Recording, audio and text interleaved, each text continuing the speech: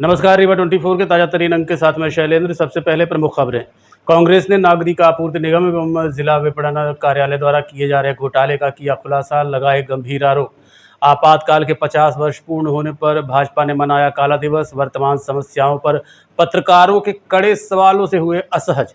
जिले के पहाड़िया पोषण आहार संयंत्र में बड़े पैमाने पर भ्रष्टाचार और अनियमितताओं के लगे आरोप, और कमिश्नर ने जिला शिक्षा अधिकारी और योजना अधिकारी को किया निलंबित। इन खबरों सहित अन्य खबरें विस्तार से।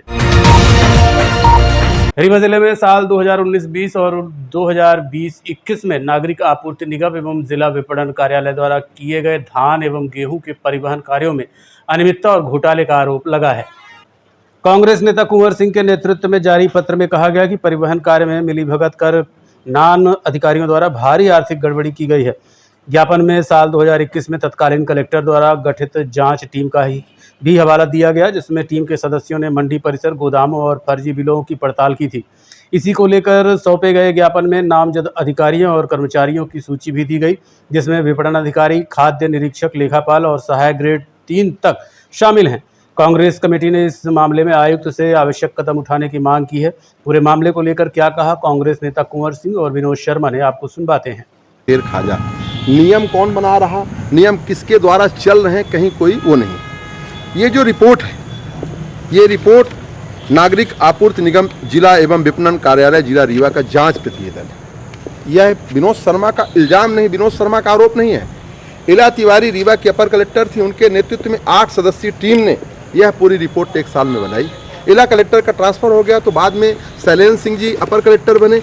उन्होंने ये रिपोर्ट बनाई और उन्होंने पाया कि 24 अधिकारी मिलके रीवा की जनता का खाद्यान्न का 110 करोड़ का घोटाला किया है।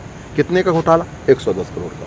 मैं साफ शब्दों में कहना चाहता हूं कि ऐसा कोई विभाग नहीं बचा, ऐसा कोई विभाग नहीं जिसको राजेंद्र शुक्ला ने डसा नहीं। आप जहां देखो, जिधर देखो, राजेंद्र शुक्ला की छत्र छाया, और राजेंद्र शुक्ला की छत्र छाया, उनका ऊपर संरक्षण। कलेक्टर के पास ये रिपोर्ट, कलेक्टर के पास है। आप जाइए, पूछिए कलेक्टर ने इस रिपोर्ट में क्या किया। इन अधिकारी जो साफ साफ है कि बिना टेंडर के हो गए। आपको पता है इस रिपोर्ट में लिखा है रीवा से टीकमगढ़ की दूरी 100 किलोमीटर, फिर लिखा रीवा से टीकमगढ़ की दूरी 200 किलोमीटर, फिर लिखा रीवा से टीकमगढ़ की दूरी 300 किलोमीटर, 400, 500, 600, 700। जो मन में आए लिखे जा रहे हैं, जो मन में आए बोले जा रहे हैं, जो मन में आए किए जा रहे हैं। कितनी है किलोमीटर, एग्जैक्ट कितनी है? आप सब जानते हैं रीवा से टीकमगढ़ कितना किलोमीटर है, हमको बताने की जरूरत नहीं है। बात सिर्फ ये है कि भ्रष्टाचार कैसे है। यदि यहाँ से कलेक्ट्रेट की दूरी 500 मीटर है तो ये लोग लिख रहे हैं कि कमिश्नरी ऑफिस से 500 किलोमीटर, 50 किलोमीटर। इस प्रकार से जो घोटाले हैं, ये खाद्यान्न का घोटाला, जिसको लेके बड़ी बड़ी बातें हैं कि 80 करोड़ लोग इस खाद्यान्न पे डिपेंड हैं। उन 80 करोड़ लोगों का खाना दूरी तय करिए और पीडब्ल्यूडी का इंजीनियर इसको प्रमाणित करेगा। एक, इन्होंने दूरी दिखाकर भुगतान किया। दूसरा, 2014 से 2022 के बीच उन्हीं ठेकेदारों को, जबकि वो ठेकेदार ब्लैक लिस्टेड थे, इसके बाद रिपीट करके उन्हीं ठेकेदारों को, उन्हीं ट्रांसपोर्टरों को इन्होंने पैसा भुगतान किया।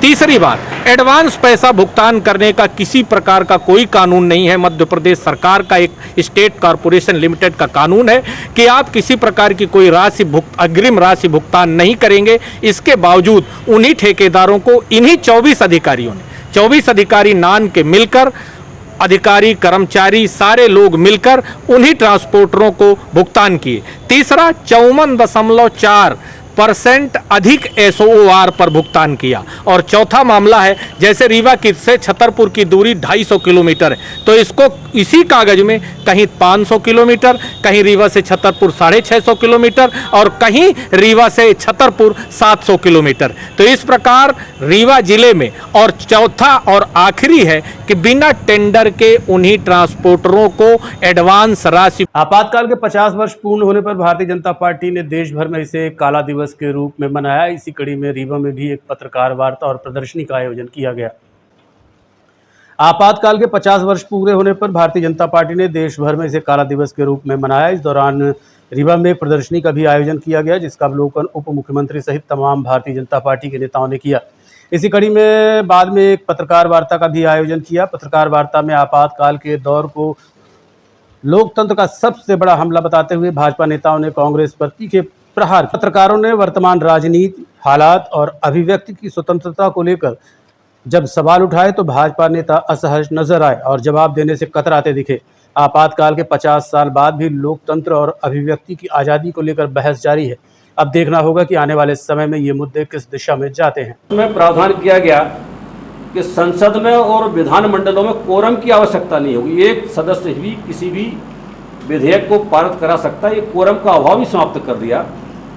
तीसरा, उसमें संशोधन किया गया कि जो न्यायपालिका चुनाव में भ्रष्ट आचरण करते हुए यदि कोई सांसद या विधायक यदि पाया जाता तो उसको अयोग्य ठहराने का अधिकार न्यायपालिका को नहीं होगा। उसमें यह भी संशोधन किया गया कि लोकसभा और विधानसभा का कार्यकाल 6 वर्ष का होगा।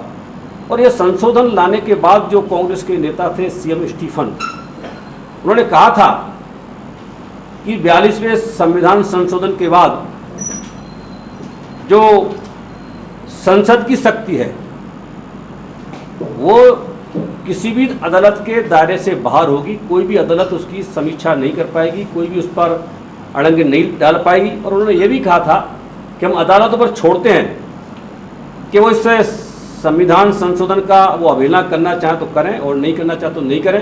यदि किसी ने अवहेलना करने का प्रयास किया तो सरकार को उस न्यायाधीश के खिलाफ कदम उठाने का बहुत सारे अधिकार होंगे। इसलिए वो न्यायपालिका के लिए वो दिन खराब होंगे।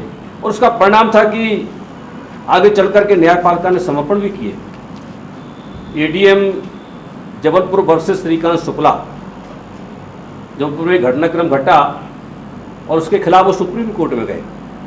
सुप्रीम कोर्ट के जो न्यायाधीश थे उन्होंने कांग्रेस का पक्ष लिया और ये कहा कि आपातकाल के दौरान नागरिकों के मौलिक अधिकार निलंबित किए जा सकते हैं। जिले के पहाड़िया स्थित पोषण आहार संयंत्र में बड़े पैमाने पर भ्रष्टाचार और अनियमितताओं के आरोप सामने आए हैं। जिले के पहाड़िया स्थित पोषण आहार संयंत्र में बड़े पैमाने पर भ्रष्टाचार और अनियमितताओं के आरोप सामने आए हैं। संयंत्र में तैयार किए जा रहे पोषण आहार में न केवल गुणवत्ता की कमी पाई गई है बल्कि मानकों की अनदेखी कर मिलावट किए जाने की शिकायतें भी मिल रही हैं। ये स्थिति बच्चों और महिलाओं की सेहत के लिए गंभीर खतरा बनती जा रही है। स्थानीय लोगों और सामाजिक संगठनों का कहना है कि आंगनवाड़ियों के माध्यम से वितरित हो रहा पोषण आहार न तो तय मानकों के अनुरूप है और न ही उसमें पोषक तत्वों की सही मात्रा है। कई स्थानों से यह भी शिकायत मिली है कि आहार के सेवन के बाद बच्चों को पेट दर्द, उल्टी, दस्त जैसी समस्याएं हो रही हैं। गोपनीय सूत्रों का दावा है कि संयंत्र में घटिया सामग्री का उपयोग कर पोषण आहार तैयार किया जा रहा है, जबकि कागजों में गुणवत्ता प्रमाणित दिखाया जा रहा है। इस पूरे मामले में कई अधिकारियों और कर्मचारियों की मिलीभगत की आशंका जताई जा रही है। यदि आरोप सही पाए जाते हैं तो न सिर्फ ये गंभीर लापरवाही होगी बल्कि हजारों बच्चों और महिलाओं के स्वास्थ्य के साथ खिलवाड़ भी माना जाएगा। करचुलियान के अंतर्गत एक पोषण संयंत्र केंद्र पहाड़िया पे लगा हुआ है जो रीवा संभाग की 56 परियोजनाओं को वितरण किया जाता है। रीवा संभाग के उस संयंत्र केंद्र से वहां पोषण आहार तैयार किया जाता है। तो वो पोषण आहार की स्थिति ये है कि जो हमारे पास सामग्रियां आई हैं पोषण आहार की, ये मानक और मापदंड के विपरीत है, गुणवत्ताहीन है। जो सामग्री वहां पर उपयोग की जाती है, जो गेहूं उपयोग किया जाता है, जो चावल उपयोग किया जाता है, वो मानक के विपरीत उपयोग किया जाता है। शासन के रेगुलेशन के मापदंड है कि हमें शासन से ही गेहूं लेना है, पर वहां क्या करते हैं, उत्तर प्रदेश से, यहाँ पश्चिम बंगाल से, कलकत्ता से, अन्य जगहों से वहां गेहूं सप्लाई की जाती है।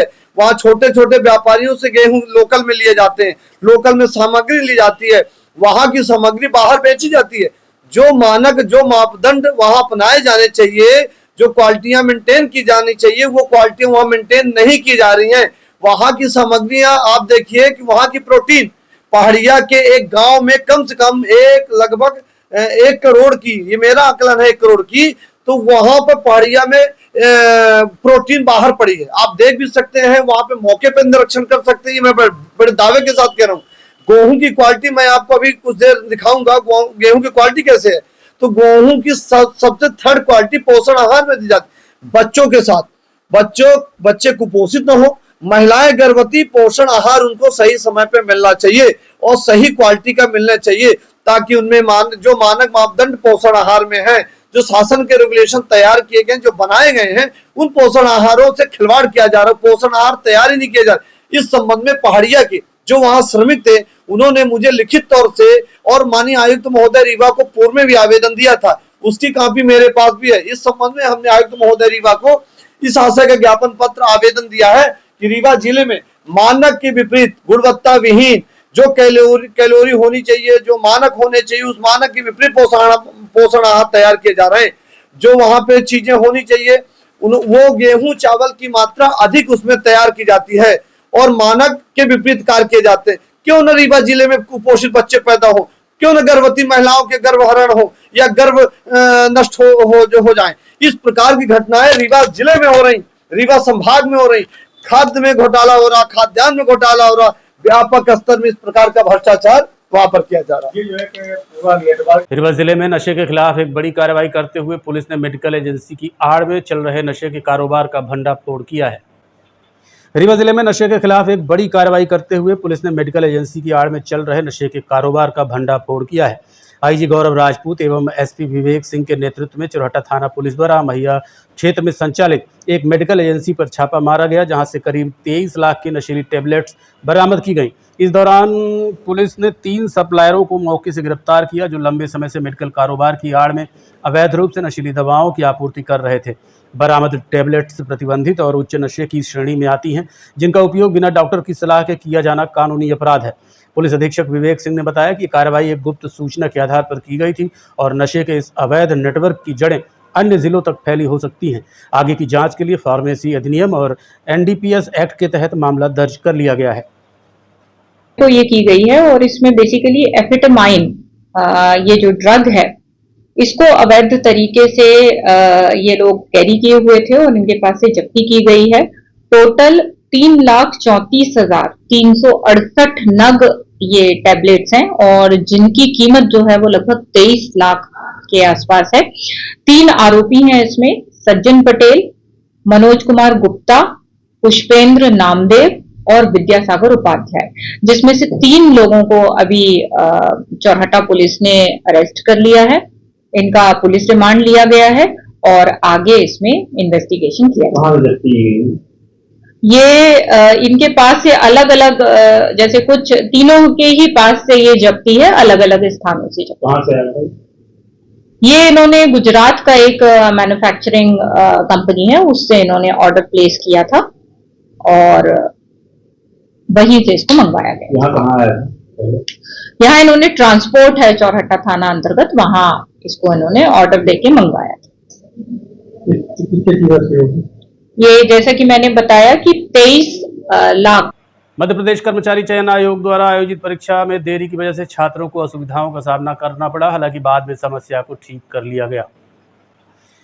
रीवा में आज मध्य प्रदेश कर्मचारी चयन आयोग की तरफ से पीएनएसटी और जीएमएनएसटी की परीक्षा का आयोजन किया गया। इसके लिए जिले में 2 परीक्षा केंद्र बनाए गए थे, जहां यूआईडी का सर्वर डाउन होने की वजह से छात्रों को परीक्षा देने में देरी हुई, जिसके कारण छात्र मायूस नजर आए। हालांकि थोड़ी ही देर में समस्या को ठीक किया गया और परीक्षा सुचारू रूप से आयोजित की गई। इस दौरान परीक्षा के लिए व्यापक इंतजाम किए गए थे।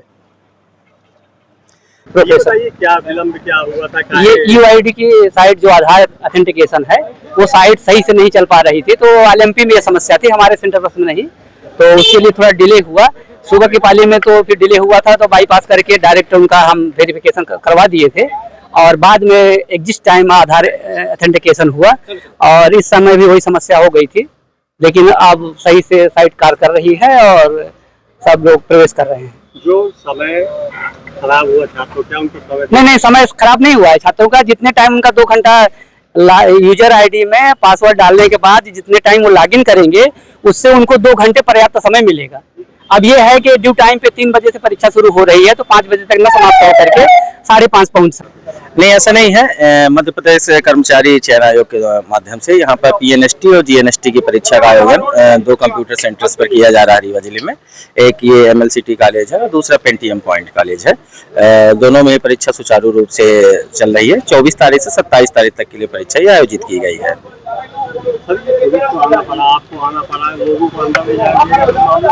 नहीं, ऐसा नहीं है। परीक्षा में बाकी व्यवस्था को देखने के लिए एक प्रशासनिक ऑब्जर्वर की और संबंधित क्षेत्रीय थाना प्रभारी की ड्यूटी वहां पर रहती है। उसी के मद्देनजर हम लोग यहाँ पर आए हुए थे। सर्वर का इशू था यूआईडीआई का, आधार कार्ड का, वो थोड़ा सा लेट चालू हुआ है, उसी के लिए बच्चों की भीड़ लग गई थी, वो भी सभी को अंदर करके सभी का वेरिफिकेशन चालू है। तो समय जो अभी समय नहीं जा पा रहे, क्या समय दिया जाएगा? हाँ, ऐसा बताया जा रहा है, फुल समय रहेगा, पूरा समय रहेगा, टेक्निकल ऑब्जर्वर के द्वारा। शिक्षा विभाग में चल रही अनियमितताओं के चलते कमिश्नर ने जिला शिक्षा अधिकारी और योजना अधिकारी को निलंबित कर दिया है। सर, शिक्षा विभाग में एक बड़ा घोटाला निकलकर सामने आया था। 7 लोगों पर FIR, आपने 2 लोगों को निलंबित भी किया, क्या है सर? जैसा सभी लोगों को ज्ञात है कि रीवा जिले में अनुकंपा नियुक्ति के प्रकरण पाए गए थे जो कि अवैध पाए गए। पिछले 1 वर्ष में लगभग 6 अनुकंपा नियुक्ति के प्रकरण फर्जी पाए गए हैं। इसी के तहत हमने जिला शिक्षा अधिकारी और जिला शिक्षा अधिकारियालय में ही कार्यरत योजना अधिकारी को हमने शोकाज नोटिस जारी किया था। जिला शिक्षा अधिकारी के और योजना अधिकारी दोनों के जवाब हमें मिले, किंतु उनके जवाब संतोषप्रद नहीं होने की वजह से इसमें भी उन्हें दोषी माना जाकर दोनों अधिकारियों को हमने निलंबित कर दिया। देखते रहिए Rewa 24 news city cable network. मिलते हैं छोटे से ब्रेक के बाद। विंध्य क्षेत्र का शिक्षा पथ प्रदर्शक Pentium point group of institutions Rewa, जो पिछले 25 वर्षों से ज्ञान, गुणवत्ता और विश्वास का प्रतीक बना हुआ है। इस प्रतिष्ठान के अंतर्गत संचालित है Pentium point college of pharmacy, मान्यता प्राप्त फार्मेसी काउंसिल ऑफ इंडिया से, जहां संचालित हो रहे हैं बी फार्मा 4 वर्षीय और बी फार्मा 2 वर्षीय जैसे professional course. Pentium point college of law, मान्यता प्राप्त bar council of India new Delhi से, जहाँ उपलब्ध है देश के भविष्य निर्माता विद्यार्थियों के लिए BCom LLB, BBA LLB, BA LLB 5 वर्षीय, LLB 3 वर्षीय और LLM 2 वर्षीय जैसे रोजगार परक पाठ्यक्रम। Pentium point college of management approved by AICTE, जहां संचालित है हाईली डिमांडेड MBA 2 वर्षीय कोर्स। साथ ही Pentium point technical college Rewa का एकमात्र संस्थान जहां AICTE से मान्यता प्राप्त BBA और BCA जैसी तकनीकी पाठ्यक्रम संचालित है। रेगुलर कोर्सेज में BCom, BSc, BA तथा स्नातकोत्तर स्तर पर MA history, economics, sociology, MSc chemistry, biotechnology, computer science और PGDCA डिप्लोमा भी उपलब्ध है। यहाँ शिक्षण कार्य नेट, सेट व PhD धारक प्राध्यापकों द्वारा कराया जाता है। साथ ही उच्च गुणवत्ता की प्रयोगशालाएं, pharmacy lab, biotechnology lab, computer lab, moot court और विशाल पुस्तकालय संस्थान की विशेषताएं हैं। बौद्धिक और सांस्कृतिक गतिविधियों के लिए एक अत्याधुनिक ऑडिटोरियम, खेल गतिविधियों हेतु इंडोर और आउटडोर स्टेडियम, जहाँ शिक्षा के साथ संपूर्ण व्यक्तित्व का विकास सुनिश्चित है। So please visit Pentium point where vision meets excellence. Admission open, so visit today Pentium Point Group of Institutions Rewa. जी हाँ, विंध्य क्षेत्र का शिक्षा पथ प्रदर्शक Pentium Point Group of Institutions Rewa, जो पिछले 25 वर्षों से ज्ञान, गुणवत्ता और विश्वास का प्रतीक बना हुआ है। Yes, one and only Pentium Point Group of Institutions Rewa. उप मुख्यमंत्री ने आज ब्लड सेपरेशन यूनिट का उद्घाटन किया। रीवा में रेड क्रॉस सोसाइटी की दूसरी ब्लड सेपरेशन यूनिट का उप मुख्यमंत्री ने उद्घाटन किया। इस अवसर पर उन्होंने कहा कि इसके बाद से रीवा के निवासियों को ब्लड डोनेशन संबंधी होने वाली समस्याओं से निजात मिलेगी और प्लेटलेट्स जैसी सुविधाओं में लाभ होगा। यूनिट का उद्घाटन प्रदेश आज ये बड़ी उपलब्धि रीवा को मिल रही है, जब ब्लड सेपरेशन यूनिट बन के तैयार हो गया है, उसका लोकार्पण हो रहा है। इसमें अब एक बॉटल ब्लड में 3-4 लोगों को प्लाज्मा की ज़रूरत है, कि RBC की ज़रूरत है, कि प्लेटलेट्स की ज़रूरत है। पहले मजबूरी में भले हमें किसी को प्लेटलेट्स की ज़रूरत है, लेकिन पूरा बॉटल चलाना पड़ता था। अब सिर्फ वो कंपोनेंट सेपरेट हो जाएगा और वही चला जाएगा, बाकी ब्लड सुरक्षित रहेगा दूसरे मरीज को देने के लिए। ये जब मैं भोपाल में एक बार वहाँ के रेड क्रॉस में जाके देखा तो मैंने कहा ये सुविधा रीवा के रेड क्रॉस में भी होनी चाहिए। तब से इसमें लगातार प्रयास जारी है। ये बिल्डिंग बनने में, फिर टेंडर कराने में, फिर दिल्ली से इसकी मंजूरी मिलती है, कराने में करीब 2 साल लगे, 2.5 साल लगे, लेकिन आज खुशी है कि ये बन के तैयार हुआ है और आज से ये शुरू हो रहा है। देखते रहिए Rewa 24 news city cable network. मिलते हैं छोटे से ब्रेक के बाद। हड्डी जोड़ एवं रीढ़ रोग तथा स्त्री रोग एवं प्रसूति रोग का इलाज एक ही छत के नीचे। विघ्नहर्ता hospital and trauma centre, hotel landmark के पास, रतहरा, रीवा। डॉक्टर संतोष सोनी, पूर्व चिकित्सक, बॉम्बे हॉस्पिटल, मुंबई। हड्डी जोड़ एवं रीढ़ रोग विशेषज्ञ, छोटे चीरे एवं दूरबीन विधि द्वारा हाथ तथा पैर की हड्डियों का ऑपरेशन। गठिया बात, जटिल एवं बिगड़े हुए फ्रैक्चर का बेहतर इलाज करते हैं डॉक्टर संतोष सोनी। विघ्नहर्ता हॉस्पिटल ट्रामा सेंटर में ही स्त्री एवं प्रसूत रोग विशेषज्ञ डॉक्टर शैलजा सोनी भी उपलब्ध हैं, जिनकी देखरेख में नॉर्मल डिलीवरी, सिजेरियन ऑपरेशन एवं बच्चेदानी से संबंधित ऑपरेशन की बेहतर सुविधा। संतानहीन दंपत्ति तत्काल संपर्क करें। विघ्नहर्ता hospital and trauma centre, hotel landmark के पास, रतहरा, रीवा। सुविधाजनक एवं सफल इलाज हेतु आज ही संपर्क करें। विघ्नहर्ता hospital and trauma centre, hotel landmark के पास, रतहरा, रीवा। मोबाइल नंबर 7828781983 अथवा 8462956774 पर।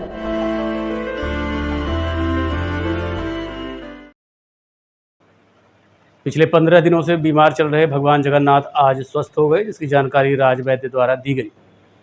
पिछले 15 दिनों से बीमार चल रहे भगवान श्री जगन्नाथ अब पूर्णतः स्वस्थ हो गए हैं।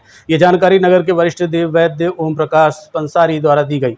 रीवा शहर में पिछले 33 वर्षों से ये धार्मिक परंपरा श्रद्धा और भक्ति के साथ निभाई जा रही है। स्नान पूर्णिमा के अवसर पर भगवान श्री जगन्नाथ, बालभद्र और सुभद्रा का विशेष अभिषेक किया जाता है, जिसके बाद उन्हें परंपरा अनुसार अनसरा यानी विश्राम दिया जाता है। इस दौरान भगवान बीमार माने जाते हैं और आम भक्तों के लिए दर्शन बंद हो जाते हैं। भगवान के इलाज में देव वैद्य ओम प्रकाश पंसारी ने पूरे मनोयोग से सेवा की। इस पावन कार्य में उनके पुत्र उपदेश पंसारी और नाती नातिन श्रेयस, मानस और बिनी ने भी समर्पण भाव से सहयोग किया। जब भगवान पूर्णतः स्वस्थ हो गए हैं तो नेत्रोत्सव के बाद एक बार फिर से आम भक्तों के दर्शन प्रारंभ होंगे। मंदिर परिसर में रथ यात्रा की तैयारियां जोरों पर हैं और श्रद्धालुओं में विशेष उत्साह का माहौल है। आज पूर्ण स्वस्थ हो गए हैं। 15 दिन से हमारे प्रभु बीमार चल रहे थे, तो आज उनको ठंडाई का उपचार दिया जाता है। ये ठंडाई का उपचार दिया गया है। आज बराबर 32 साल से, आज इस साल 33वां साल होगा भगवान की सेवा में। किस तरह बीमार हुए थे और कौन सी दवा दी गई है? जिससे इनको लू लग जाती है, भगवान को लू की दवा दी जाती है ठंडाई। कितने दिन चलती है दवाइयाँ? 15 दिन। आज भगवान पूर्ण स्वस्थ हो गए हैं। कल औषधि स्नान होगा, परसों फिर भक्तों का हाल समाचार दर्शन देने के लिए वस्त्र भी नए उपचार किया गया है भगवान का। हाँ, ये अपनी पुरानी परंपरा है। पुरी में भी ये परंपरा है कि भगवान 15 दिन तक बीमार रहते हैं। ज्येष्ठ पूर्णिमा से इसी के बीच में वैद्यों द्वारा जो है औषधियाँ प्रदान की जाती हैं और वो आराम मुद्रा में रहते हैं। आज हमारे नगर के वैद्य श्री ओम प्रकाश पंसारी जी द्वारा और गणमान्य नागरिकों की उपस्थिति में ये औषधि प्रदान की गई है। भगवान जो हैं 26 तारीख को स्वस्थ होकर के 27 तारीख को उनका जो है महास्नान, श्रृंगार और भंडारे के साथ भगवान जो है निकलेंगे और सभी भक्तों को दर्शन देंगे। कब से बीमार पड़े थे? ये ज्येष्ठ पूर्णिमा को बीमार पड़ते हैं और आषाढ़ शुक्ल पक्ष द्वितीया के दिन स्वस्थ होकर के सभी भक्तों को दर्शन देंगे। क्या रूट रहेगा इनका? ये अपना 4 बजे यहाँ से किला चलेंगे। किला से उपराहटी होते हुए अपना फोर्ट रोड, जय स्तंभ, स्टेचू चौराहा, जय स्तंभ, फिर गायत्री मंदिर से होते हुए तो मानस भवन में जो है विश्राम करेंगे। आज के अंक में इतना ही। देखते रहिए रीवा 24 न्यूज़। नमस्कार।